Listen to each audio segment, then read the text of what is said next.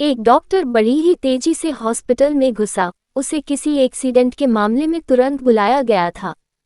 अंदर घुसते ही उसने देखा कि जिस लड़के का एक्सीडेंट हुआ है उसके परिजन बड़ी बेसब्री से उसका इंतजार कर रहे हैं। डॉक्टर को देखते ही लड़के का पिता बोला, आप लोग अपनी ड्यूटी ठीक से क्यों नहीं करते? आपने आने में इतनी देर क्यों लगा दी? अगर मेरे बेटे को कुछ हुआ तो इसके जिम्मेदार आप होंगे।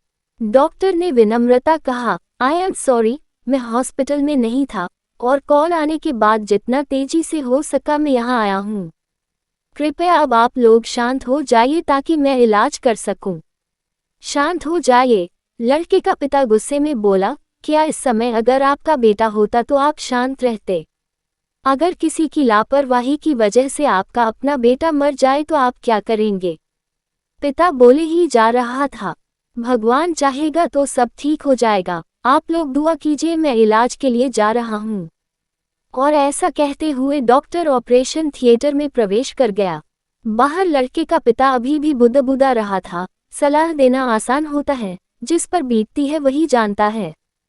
करीब 1.5 घंटे बाद डॉक्टर बाहर निकला और मुस्कुराते हुए बोला, भगवान का शुक्र है आपका बेटा अब खतरे से बाहर है। उद्धरण चिन्ह।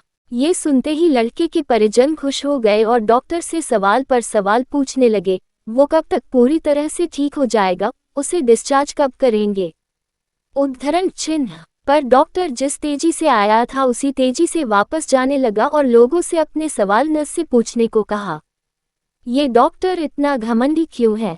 ऐसी क्या जल्दी है कि वो 2 मिनट हमारे सवालों का जवाब नहीं दे सकता? लड़के के पिता ने नस से कहा।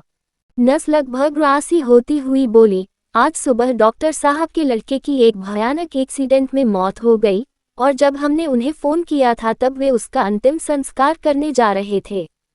और बेचारे अब आपके बच्चे की जान बचाने के बाद अपने लाडले का अंतिम संस्कार करने के लिए वापस लौट रहे हैं। उद्धरण चिन्ह। ये सुन लड़के के परिजन और पिता स्तब्ध रह गए और उन्हें अपनी गलती का एहसास हो गया।